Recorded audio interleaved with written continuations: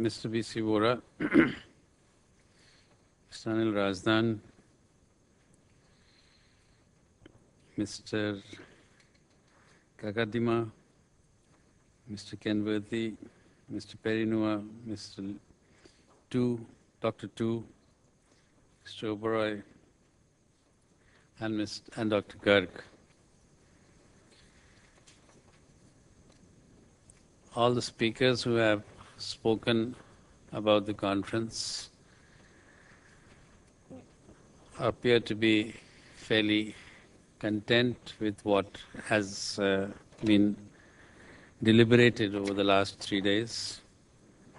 I have not been witness to that.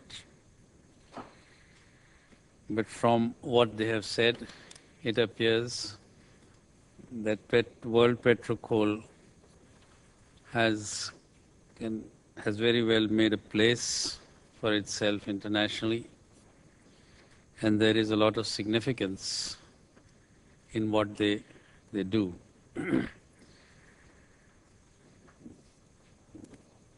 And as some of the speakers particularly talked about the logo and the heading of the Congress, and as somebody very rightly said, that most of our energy that we are having today is based on fossil fuels which are under the earth. And it's now time to turn and look at energies that are above the earth. Well, we are a group of people who are looking at energy availability, energy use, sustainability, and other related issues.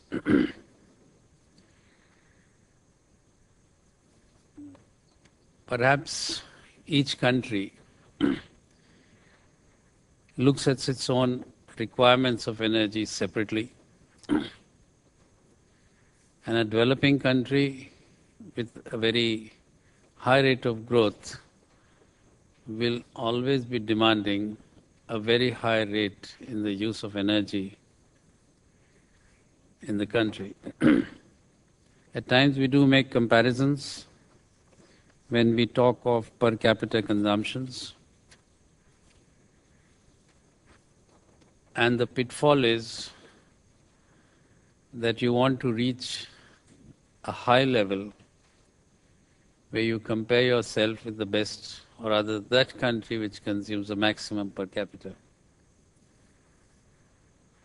I think there is a need to look at real needs.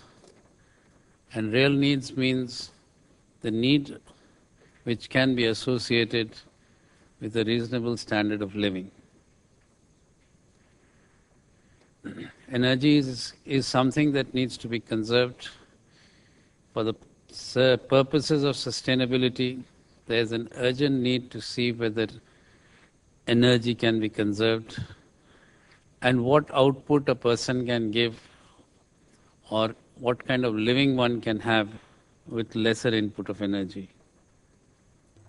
This is very important. And what we find happening in the world is that the demand is increasing, and therefore the energy producers are rushing in and trying to meet that demand to the best of their abilities. At the same time, we do have on the other side the consuming community, where there is a need to look at how that can be improved. We do have various ways of looking at it, whether it's in the urban sector, whether it's in the rural sector, as to how same outputs can be obtained with lesser energy. And I think that's a very important exercise.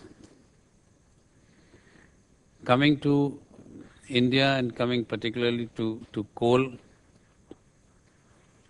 we do understand that more than 50% of primary energy needs in India are met through coal. And if you look at power generation alone, it's almost 70% is from coal-based generation. If we are talking of 9% growth in the economy, its reflection is in terms of about 7% growth in power. And a 7% growth in power would need a matching, if not, I would say matching growth in the production of coal. Maybe a little less we can do with if you shift towards, or rather have a greater emphasis on non-renewable energies. But the fact remains that this high growth rate in the economy demands a fairly high growth rate in the production of coal. We have been facing this serious problem of production in the country, and perhaps people around and people in the audience perhaps better knowledge on it, as it is out in the papers also, that the power sector has been craving for fuel. The fact is that coal production over the last couple of years, it's almost the 11th plan period, has not improved. Rather, the growth has not been to the extent envisaged. When the 11th plan was formulated, it was expected that the growth would reach about 9% by the end of the 11th plan. But we are averaging somewhere below 5% if you take the full 11th plan period, which is a matter of serious concern.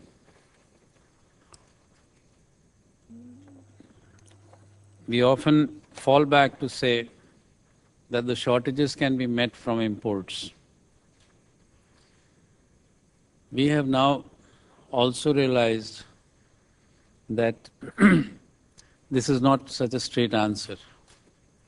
The import of coal can have debilitating effect on the cost of power. You may not get customers for that high cost of highly expensive power. Therefore, I would come back to the same issue and say that there is little substitute to the fact, to this proposal, that coal production in the country must increase. We often hear that you have sufficient reserves in the country, but yet production is low. We have enough that can probably last for several decades, but yet we are not producing. One comes back to the question as to why such a situation has arisen. First and foremost, one must understand that coal mining is an activity that takes a long time. We normally have been presuming that you can, if you start from scratch and everything is placed on a platter before you, all your clearances are obtained, all your licenses are obtained, you may be able to open a mine, an open cast mine, in about 3 years' time. And you peak to your and you build up your production to reach peak maybe in another 3 years. So this is a kind of a very good situation where you can probably start producing peak level in about a period of 6 years. What we have witnessed, whether it's Coal India or whether it's the private block owners, this norm is practically never followed. One of the reasons being that the average time to get environment and forest clearances can be anything between 4 years to even 8 to 10 years. Now this itself delays matters. The government is pretty alive to this issue, and discussions go on at the highest level. What is today's requirement perhaps is, without losing the concern for environment, there's a need to streamline and to expedite processes. We find that when you have to get a forest clearance for stage 1, the number of desks a paper has to move could be as high as 30 or 35. Now, if this can be reduced, is perhaps one method of cutting time. Technology is available today to be used, and we see no reason why applications cannot be taken online. That can certainly cut costs. But somehow when we talk of early clearances, expeditious methods of doing things, the impression goes that you want to do away with the concerns of environment protection. That is not the case.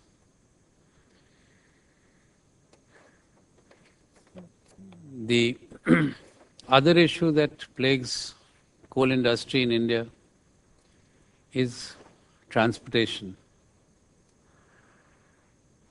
Many a time we are able to open a mine, but we are not able to move the coal out. Now this could be attributed to some kind of bad planning. But the fact remains that we have number of activities that have to be done together.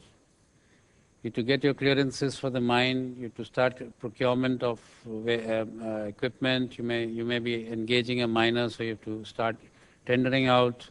Various other processes are involved. You want transportation to be in place, then you're essentially looking at mass transportation, which is nothing else but railways. Railway networks have to come up, and have come up in a big way.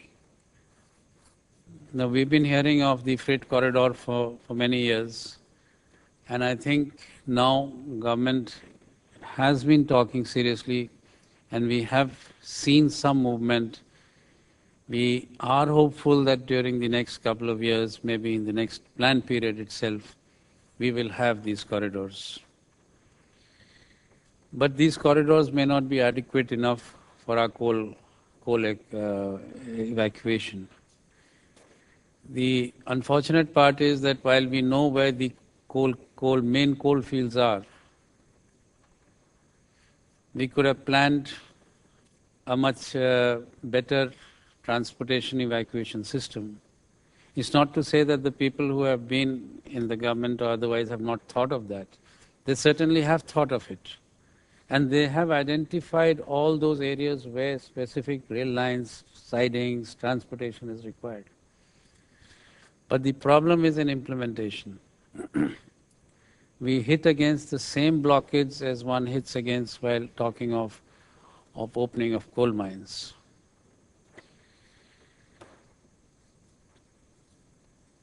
We do feel that there are serious problems, and we also strongly feel that there is scope to improve the situation. Before I conclude, I would like to make some observations. I find that you have about 6 countries participating in this Congress, and there are about 15 members from various countries. I'm also told that there are a large number of students who are engaged in this Congress. Well, all these forums do provide an excellent opportunity for exchange of views, exchange of ideas, knowledge sharing, and perhaps it sometimes, and I would say, sometimes because it entirely depends on the individual, does give birth to ideas that are taken up and implemented. What is important is to pen down the things that are said and spoken. And I'm very happy to know that you have a declaration, sir, which says what is the object and the aim of such a Congress. And the first declaration, the first part of the declaration, which talked about countries and their collaborations, is perhaps a very, very important issue. We do need to consolidate such moves and perhaps make these forums stronger. We look forward to the next PetroCoal Congress, which we have already announced would be in February next year. I would end by thanking the organizers for giving me this opportunity to come and speak to you.